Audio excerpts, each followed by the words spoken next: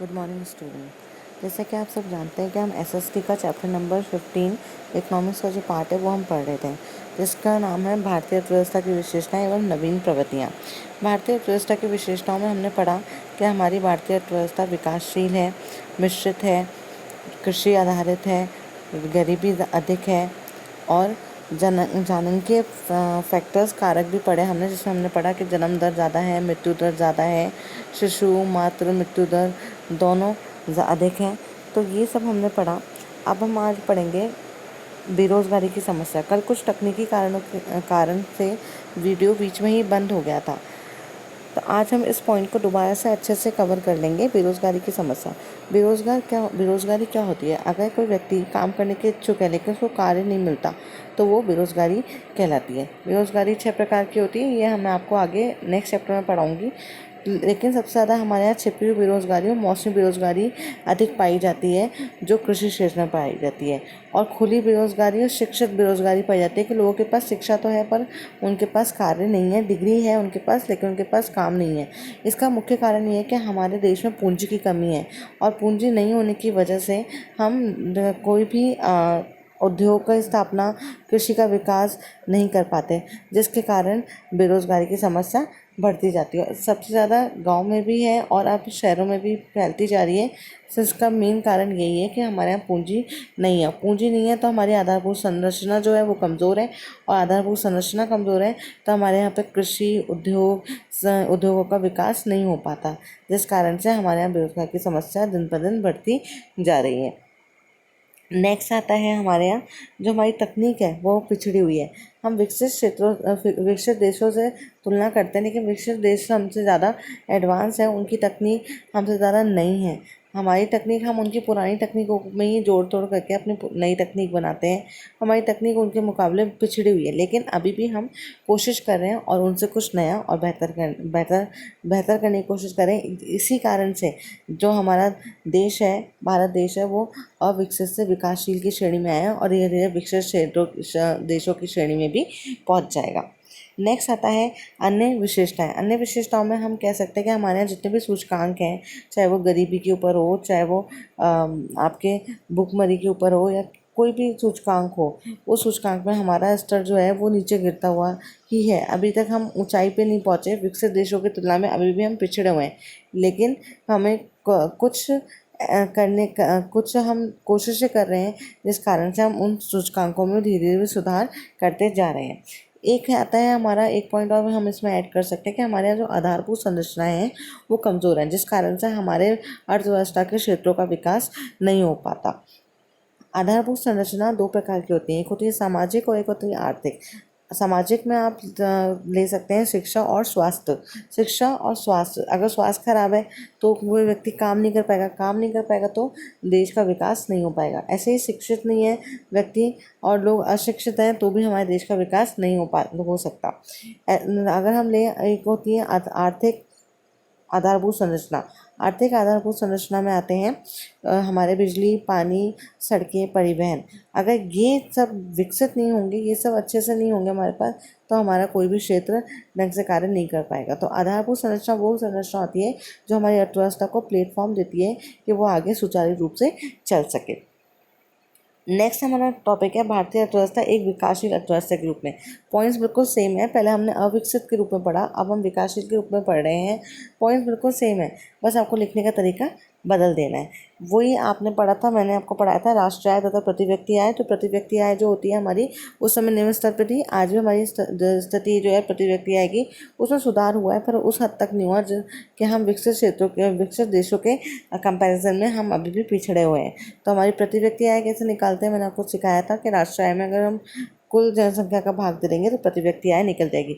हमारी जनसंख्या वृद्धि होने के कारण हमारी प्रति व्यक्ति आय नीचे की तरफ ही जा रही है। एक समय ऐसा था क्योंकि हमारी जो प्रति व्यक्ति आय थी वो 3.5% ही रह गई थी, जो राधा कृष्ण ने एक टर्म के रूप में इस्तेमाल की थी और उन्होंने उसको नाम दिया था हिंदू ग्रोथ रेट के बारे में कहा था, हिंदू वृद्धि दर का नाम इसको दिया गया था। लेकिन धीरे धीरे हमने अपनी वृद्धि की दर को बढ़ाना शुरू किया और हम पंचवर्षीय योजनाएं लाए और उसमें हमने अपने देश के विकास को एक नई दिशा प्रदान की थी। नेक्स्ट इसमें पॉइंट आता है अर्थव्यवस्था की संरचना में परिवर्तन। अर्थव्यवस्था की संरचना में परिवर्तन में हम पढ़ेंगे कि हमारे यहाँ पर 3 क्षेत्र हैं: कृषि क्षेत्र, प्राथमिक क्षेत्र, द्वितीयक क्षेत्र और तृतीयक क्षेत्र। प्राथमिक में आती है कृषि, द्वितीयक में आता है उद्योग और तृतीयक में आते हैं सेवा क्षेत्र। अब धीरे धीरे क्या हो रहा है, पहले हमारे यहाँ कृषि का क्षेत्र ज़्यादा था, हमने पिछले में पढ़ा, कृषि आधारित थी हमारी। अब धीरे धीरे क्या हो रहा है कि कृषि का क्षेत्र तो कम हो रहा है, योगदान कम है हमारे देश की अर्थव्यवस्था में, लेकिन बाकी क्षेत्रों का योगदान बढ़ रहा है और उसमें उद्योगों का योगदान सबसे ज़्यादा नहीं बढ़ा। हमारे यहाँ पर सेवा क्षेत्र का योगदान सबसे ज़्यादा बढ़ रहा है। अगर आप नए आंकड़े देखें तो उसमें लगभग 72% के करीब हमारे जो है वो सेवा क्षेत्र बढ़ रहे हैं और 14-15% ही हमारे कृषि क्षेत्र का योगदान रह गया और उद्योगों का योगदान 28 करीबन 26 से 28% ही माना जाता है। नेक्स्ट आता है विशाल तथा तेजी से बढ़ता सेवा क्षेत्र। जो मैंने आपको बता दिया कि सेवा क्षेत्र में क्या क्या आते हैं, रेस्टोरेंट आते हैं, ट्रैवल आते हैं, टूरिज़्म आते हैं, होटल्स आते हैं, बैंकिंग आती है, इंश्योरेंस आते हैं, ये सब हमारे सेवा क्षेत्र में आते हैं, टीचर्स, डॉक्टर्स सब। तो ये हमारे यहाँ धीरे धीरे बढ़ता जा रहा है क्योंकि कृषि क्षेत्र का योगदान भी कम हो रहा है और उद्योगों का योगदान भी कम हो रहा है। नेक्स्ट आता है व्यवसायिक संरचना में परिवर्तन। व्यवसायिक संरचना का मतलब पहले हम समझ लेते हैं। व्यवसायिक संरचना का मतलब ये होता है कि हमारे यहाँ पे लोग कितने काम करते हैं अलग अलग क्षेत्रों में। तो पहले हमारे यहाँ क्या होता था कि कृषि क्षेत्र में सबसे ज़्यादा लोग काम करते थे, दूसरे पे द्वितीयक में थोड़ा कम, सेवा क्षेत्र में भी लोग काम करते थे लेकिन कम थे। अब क्या है, अभी भी हमारे यहाँ व्यवसायिक संरचना वही है, उसमें कोई बदलाव नहीं आया। बस कृषि में आज भी लोग उतने ही काम करते हैं, उतने ही लोग काम करते हैं जितने पहले करते थे। लेकिन जो सेवा क्षेत्र है, जो हमारा बढ़ रहा है सेवा क्षेत्र, जिसमें हम ये जानते हैं कि उसका योगदान हमारे राष्ट्र की आय में तो ज़्यादा है, लेकिन हमारे जो रोजगार सृजन के लिए जो योगदान है वो सबसे कम है। क्यों? क्योंकि सेवा क्षेत्र में सबसे ज़्यादा मशीनों का प्रयोग किया जाता है, वहाँ पे पूंजी प्रधान तकनीक है श्रम प्रधान की तुलना में। इसलिए सेवा क्षेत्र योगदान तो राष्ट्र आय में, देश के विकास में अधिक दे रहा है, लेकिन रोजगार में योगदान नहीं दे रहा है। और कृषि क्षेत्र जो है वो उसमें ज़्यादातर लोग निर्भर इसलिए हैं क्योंकि उसके आधारित जो भी उद्योग हैं वो अभी तक विकसित नहीं हुए क्योंकि हमारी आधारभूत संरचनाएं कमज़ोर हैं। नेक्स्ट आता है आर्थिक एवं सामाजिक आधारभूत संरचना में सुधार की कोशिश की गई है और कोशिश कर रहे हैं हम।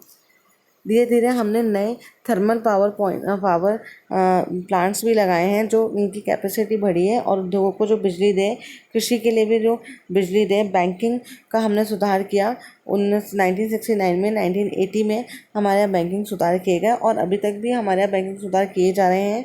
हम कई बैंकों को मर्ज किया जाता है साथ में, जैसे कि और कई ऐसी ब्रांचेस हैं जिनको गाँव में खोला जाता है। कहा जाता है कि इनको आप जितने लोगों को आप जोड़ सको उतना बेहतर है। आपने एक वर्ड सुना होगा जिसका नाम है फाइनेंशियल इंक्लूजन, वित्तीय समावेशन। उसका आधार ही यही था कि गांव के जितने भी लोग हैं उनको बैंकों से जोड़ना और उनको बैंकों के बारे में बताना। जिसलिए आपने देखा होगा जो भी छात्रवृत्ति वगैरह, छात्रवृत्ति, बेरोजगारी भत्ता, आपका जन आधार कार्ड, भामाशाह जो बनता है उसमें जो पैसे आते हैं वो आपके खाते में आते हैं बैंक के। तो वो बैंक के खाते में इसलिए आते हैं क्योंकि कैश तो हम खर्च कर सकते हैं लेकिन बैंक के खाते में हम बचत कर सकते हैं। तो बचत को बढ़ावा देने के लिए और लोगों को बैंकों के जोड़ने के लिए हमने अपने बैंकों को भी विकास किया, बीमा दिया। जैसे किसानों को उनकी फसलों पर बीमा दिया जाता है, जैसे कि उनकी अगर फसलों में कोई प्रॉब्लम आ जाए या कोई दिक्कत हो जाए, कोई बारिश की वजह से या सूखे की वजह से ख़राब हो जाए तो उनको वहाँ बीमा भी प्रदान किया जाता है और वो बीमा भी उनके बैंक में जाता है। ऐसे ही शिक्षा और स्वास्थ्य की जो सेवाएं हैं उनको भी अच्छा बनाने की कोशिश की जा रही है। अन्य कार्य यही है हमारे कि हमारे विदेशी व्यापार को बढ़ाया जा रहा है। कोशिश ये की जा रही है कि हम अपने निर्यातों को अधिक रखें और आयातों को कम रखें। इसके अलावा आपका राजकीय अनुशासन किया जा रहा है। राजकीय अनुशासन का मतलब होता है कि हम ऐसा कार्य करें कि हम अपने यहाँ पे जो हमारे खर्चे हैं उनको तो कम करें और अपनी आय को ज़्यादा करें।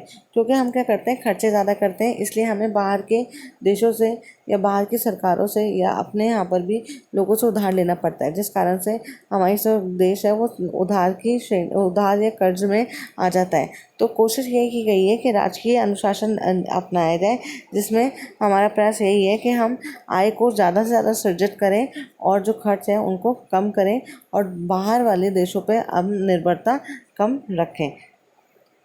व्यापार घाटे को सुधारने के लिए कोशिश की गई है। व्यापार घाटे के बारे में मैं आपको आगे बताऊंगी, जिसमें व्यापार घाटा मैं आपको बस थोड़ा सा समझा देती हूँ कि व्यापार घाटे में ये जो व्यापार घाटा है और ये जो राजकीय सुधार है, ये हम कल पढ़ेंगे जब हम आर्थिक सुधार पढ़ेंगे।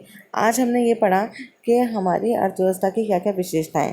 तो एक बार हम रिवाइज कर लेते हैं। हमारा एक जो मेन बड़ा इन निबंधात्मक क्वेश्चन है, ऐसे टाइप क्वेश्चन है, वो बन गया है। पहला कि विशेषताएं क्या है। सबसे पहली विशेषता हमने पढ़ी थी अविकसित के रूप में, कि हमारी जो है अर्थव्यवस्था वो कृषि आधारित है। फिर हमने पढ़ी थी दूसरी कि उसमें निम्न प्रति व्यक्ति आए। फिर हमने तीसरा पढ़ा कि निम्न जीवन का स्तर है, बेरोजगारी की समस्या है, गरीबी की समस्या है, कमज़ोर आधारभूत संरचना है, पिछड़ी हुई तकनीक है। ये हमने पढ़ी थी।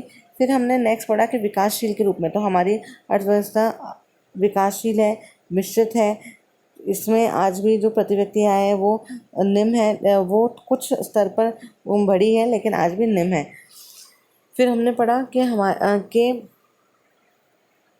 आपको मैंने पढ़ाया फिर हमारे यहाँ पर जो व्यवसाय संरचना है उसमें क्या परिवर्तन आए और हमारा जो सेवा क्षेत्र है वो विशाल और तेज़ी से बढ़ता जा रहा है। हमारे यहाँ पे कौन सा क्षेत्र का योगदान सबसे ज़्यादा है, ये सब हमने इसमें पढ़ लिया। दोनों क्वेश्चन ज़्यादातर सेम से ही है, बस आपको पॉइंट्स याद रखने हैं। आपको पॉइंट्स याद रखना है कि हमारा विकासशील देश है, मिश्रित अर्थव्यवस्था है, बेरोजगारी की समस्या है, गरीबी की समस्या है, कमज़ोर आधारभूत संरचनाएं हैं, व्यावसायिक संरचना में परिवर्तन आया है, हमारे यहाँ पर सेवा क्षेत्र का विकास सबसे ज़्यादा हुआ है। उसके अलावा मैंने आपको पढ़ाया कि निम्न हमारे यहाँ पर जीवन स्तर है, सूचकांकों में हम पिछड़े हुए हैं और हमारे यहाँ पर जो प्रति व्यक्ति आय है वो भी निम्न है। तो ये पूरे पॉइंट्स आप इसमें लिख सकते हैं, जिससे आपको कोई भी दिक्कत नहीं आएगी। और एक और पॉइंट जो आप लिखेंगे कि विदेशी व्यापार में संरचनात्मक परिवर्तन देखा गया, जिसमें निर्यातों को बढ़ावा दिया गया है और आयातों को कम किया गया है। इसी के साथ आज बस इतना ही। अब हम नेक्स्ट वीडियो में पढ़ेंगे उदारीकरण, वैश्वीकरण और निजीकरण। ये क्यों हुआ, क्या कारण रहे इसके होने के, इसका अर्थव्यवस्था पे क्या प्रभाव पड़ा, ये हम कल पढ़ेंगे। आज के लिए बस इतना ही। आप इसको रिवाइज कीजिएगा। इसी तरीके से मैंने आपको समझा दिया। अगर आपको कोई भी इशू होता है तो आप कमेंट बॉक्स में लिख सकते हैं, और अगर आपको कोई नया टॉपिक पढ़ना हो तो वो भी आप मुझे बता सकते हैं। एक बात और आपको बतानी थी मुझे, कि आप लोग कभी कभी वीडियो को देखते हैं तो आप लाइक करने की जगह गलती से डिसलाइक कर जाते हैं।